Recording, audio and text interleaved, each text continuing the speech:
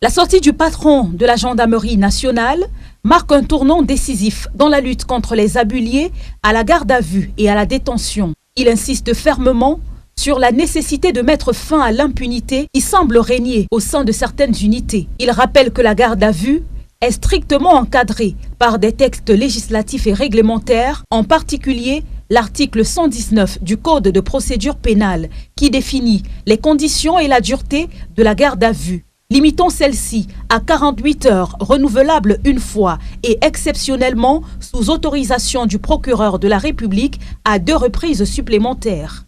Cette sortie fait suite à des abus largement médiatisés, tels que le cas de l'artiste Longuet Longuet, torturé dans les locaux de la CEMIL à Douala, ainsi que l'examen du Cameroun devant le 41e Comité des Nations Unies sur la lutte contre la torture.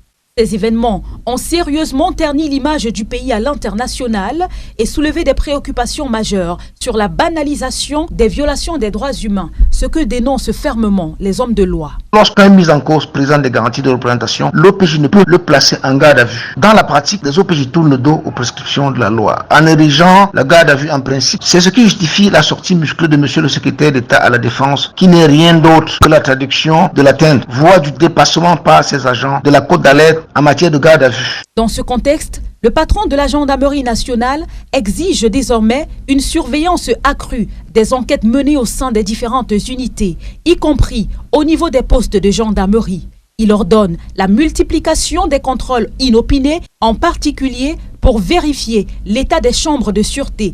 Il impose par ailleurs aux commandants des légions de remonter les informations hebdomadaires concernant la situation des personnes gardées à vue. Les commandants de légion devront veiller scrupuleusement à l'application de ces directives sous peine de voir leurs responsabilités engagées en cas de manquement. Reste à présent à voir si ces instructions seront effectivement mises en application sur le terrain.